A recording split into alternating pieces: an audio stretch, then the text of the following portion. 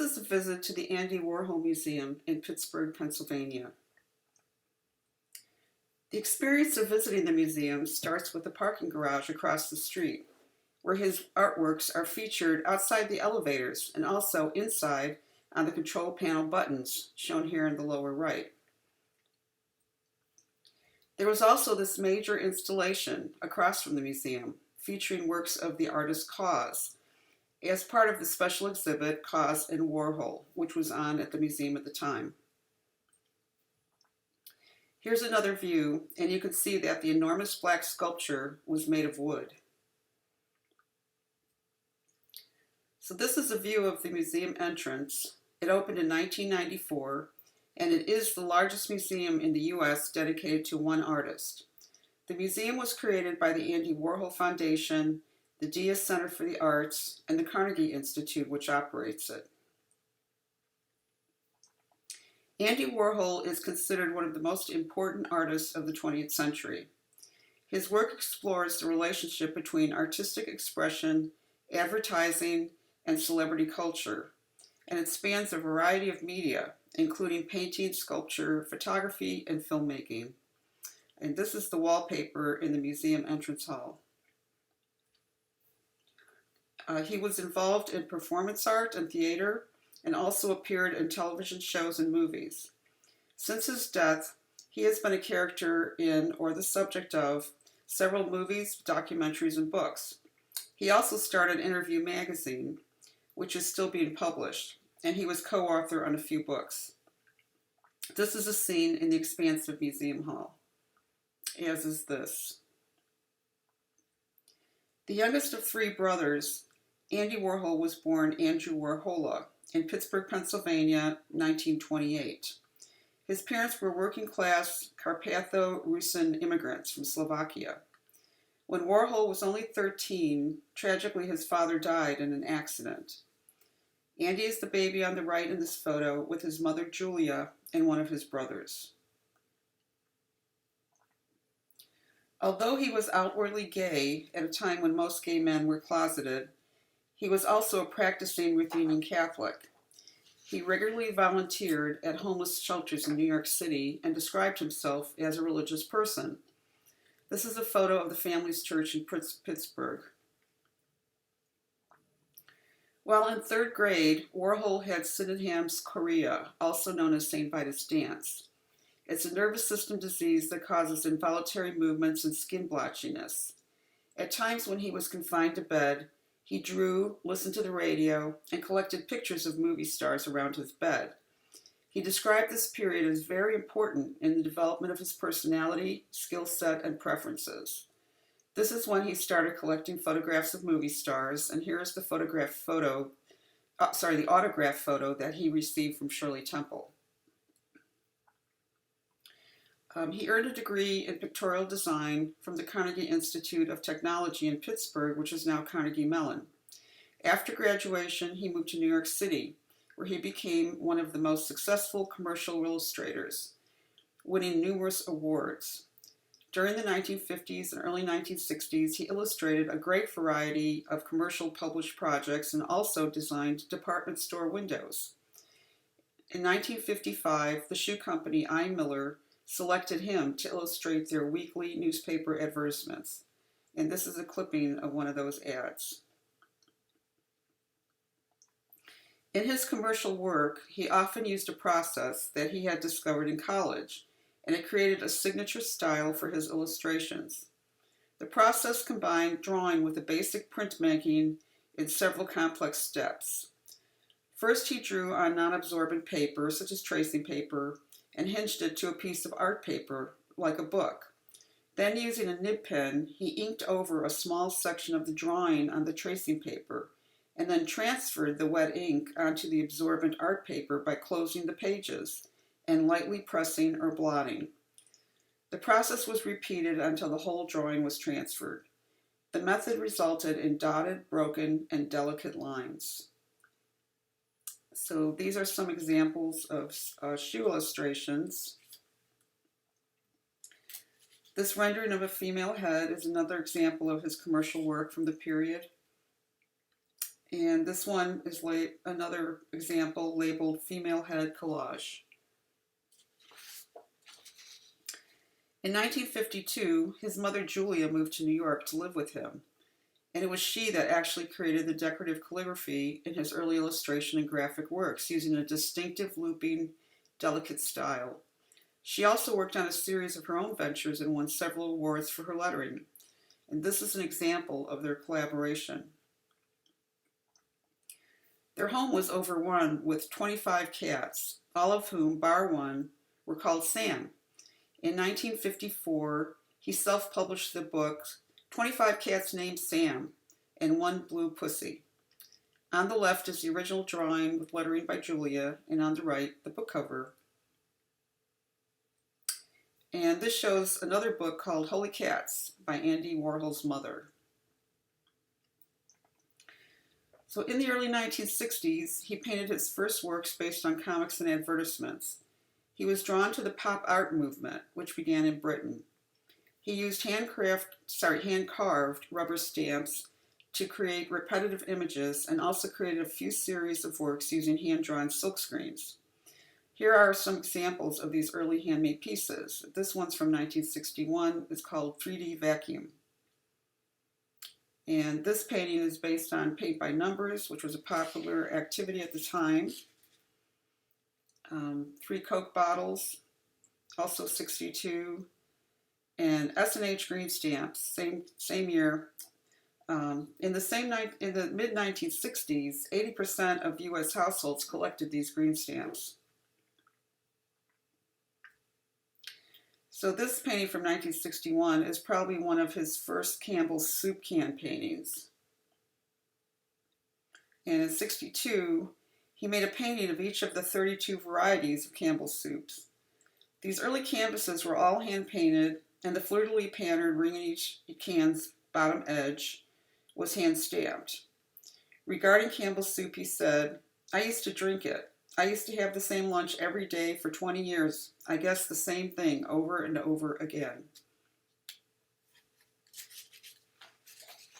Consistent with his work at the time is his famous quote, "I don't think art should be only for the select few. I think it should be for the mass of the American people." Towards the end of 1962, Warhol turned to the photo silkscreen process, which would become his signature medium. For this process, the photograph image is cropped and sent to a commercial printer to enlarge and make it a transparency. The transparency was then photographically burned onto a silkscreen using light-sensitive emulsion, effectively creating a stencil. Warhol would often underpaint the canvases and then print by dragging a squeegee across the screen. And this is a painting of Natalie Wood, 1962. And this is called Silver Liz from 63. Although Warhol is best known for his portraits of Marilyn Monroe, he utilized Taylor's persona in his work more than any other celebrity. But this is the only portrait of her that was on exhibit at the museum when I was there. And I wanted to look at another example, at least one. So I found this one online at the collection of the Art Institute of Chicago. And this was the only Marilyn Monroe portrait on exhibit when I was there. And again, there's many versions of her. So I found a couple others. These are also in the collection at the Art Institute of Chicago. And this is, of course, Elvis. It's a very large painting, also silver, like the Silver Liz. And this is a detail. And an early portrait of Jackie Kennedy. And this is Jackie again. This time, this photo was taken shortly after her husband's assassination in 1963. In 62, Warhol started to paint images of suicides and car crashes. He was never explicit about the meaning of his darker works, in which he rendered electric chairs and car crashes using candy-like colors. And this is obviously one of the car crash images. And this one from 1964 is titled Little Electric Chair. And this is Most Wanted Men, number 12, Frank B. from 64. Also in 64, following his film star portraits and the Death and Disaster series, he created a series of flower paintings, which he based on photos. The photographer sued, and although the case was settled out of court, it did raise questions about copyright law and artists' rights to appropriate from existing sources, an issue that continues until this day. So also in 64, he created the Brillo boxes, which were sculptures of commercial boxes stacked and scattered throughout the exhibit space to resemble a warehouse. To create these, Warhol custom ordered wooden boxes and silkscreen graphics onto them. Besides the Brillo boxes, he also created sculptures of boxes of Del Monte peach, Heinz tomato ketchup, Kellogg's cornflakes, Campbell's tomato juice, and Mott's apple juice. But the Brillo boxes were the most famous. And in the same year, he established his studio, which is known as the Factory, and its decor consisted of silver paint and aluminum foil. The Factory became a well-known gathering place that brought together distinguished intellectuals, drag queens, playwrights, bohemian street people, Hollywood celebrities, and wealthy patrons. Warhol directed and produced underground films starring a collection of bohemian and counterculture eccentrics called the Warhol Superstars. In 1965, he announced his retirement from painting and devoted himself to filmmaking, which resulted in production of nearly 650 films.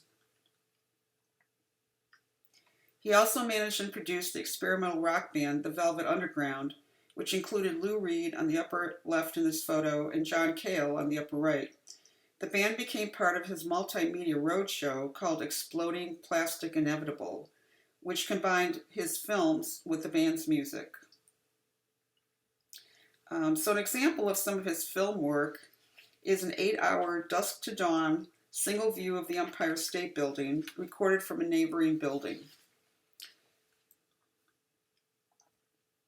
Another example is this 4.5-minute silent film portrait of Warhol's superstar, Ultraviolet, from 1965.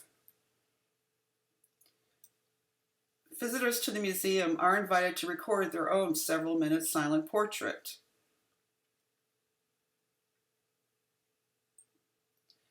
In 1966, Warhol created cow wallpaper.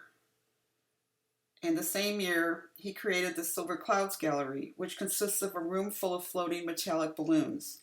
The balloons are inflated with a special mixture of air and helium, which enables them to slowly float in the space between the floor and the ceiling and allows visitors to interact with them. In 1968, he moved his studio into a white-walled office. On June 3rd, he was shot by a radical writer who had been a marginal figure in the factory scene. Warhol was seriously wounded by the attack, and he barely survived. He remained in the hospital for nearly 2 months. She was subsequently diagnosed with paranoid schizophrenia and eventually sentenced to 3 years in prison. The event had a profound effect on Warhol's life and art. Afterwards, the factory became more regulated, and Warhol focused on making it a business enterprise. He ended his 7-year retirement from painting in 1972 with a major exhibition of works depicting Chinese Communist leader Mao Zedong. Also in 1972, his mother Julia died at the age of 81. Although he covered the cost of her funeral, he chose not to attend or inform his friends of her death. After her passing, he made several portraits of her, this one from 1974, and on the left is his self-portrait from 1978. Also in 1974, he began assembling what he called time capsules, which turned out to ultimately be 641 boxes, holding thousands of objects, including, for example, memorabilia and significant works of art, along with things like cookie jars and typical throwaway islands like airplane menus, unpaid invoices, pizza dough, pulp novels, newspapers, stamps, and supermarket flyers.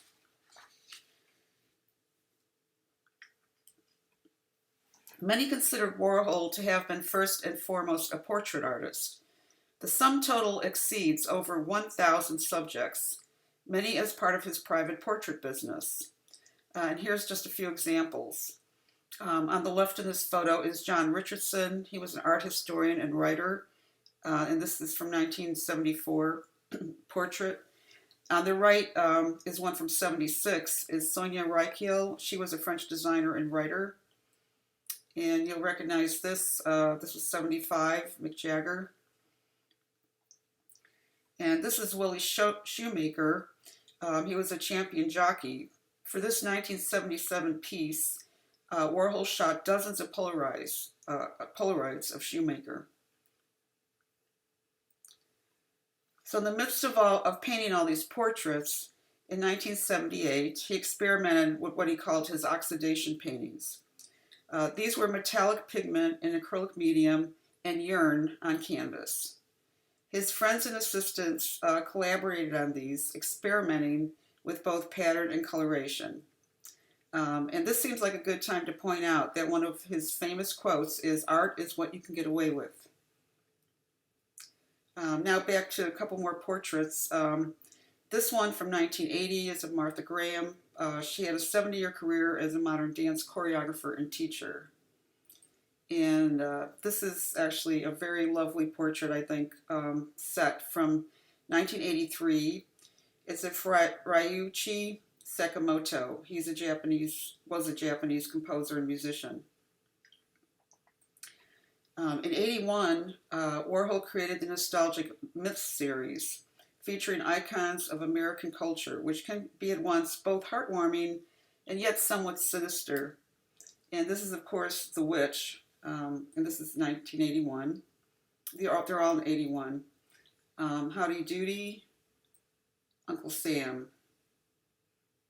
And these small paintings are all from 83. And clockwise, they are The Clockwork Panda Drummer, Airplane, Clown, and Spaceship. In 84, Warhol devoted an entire series of prints and paintings to the historical painters of the Renaissance. The sourced image of this one is, of course, a detail of Botticelli's Birth of Venus from 1482. In 85, he painted a series of Mount Vesuvius by hand, using different colors, although this one is just the black and white version. And these are pretty large-scale paintings. And these pieces from 1987 are called Camouflage. So Andy Warhol died unexpectedly on February 22nd, 1987, from complications after gallbladder surgery at a New York hospital. And he was just 58 years old. His will dictated that the majority of his estate be used to create a foundation dedicated to the advancement of the visual arts, and the Andy Warhol Foundation was established to support the creation, presentation, and documentation of contemporary art. His artwork is regarded as extremely collectible and valuable. In 2022, this painting called Shot Sage, Blue, Maryland, it's from 1964. It sold for $195 million, which is the highest price paid at auction for a work by an American artist. He never forgot his Slovak roots and had occasionally sent suitcases of drawings to relatives in Slovakia who didn't realize their significance at the time. In 1991, the Warhol Family Museum of Modern Art was established in Międzylebrod, Slovakia, by Warhol's family and the Slovak Ministry of Culture. In 1996, it was renamed the Andy Warhol Museum of Modern Art. In 2002, the Andy Warhol stamp featured his 1964 self-portrait. And I'll leave you with his most famous quote, "In the future, everybody will be world famous for 15 minutes. And thanks for listening.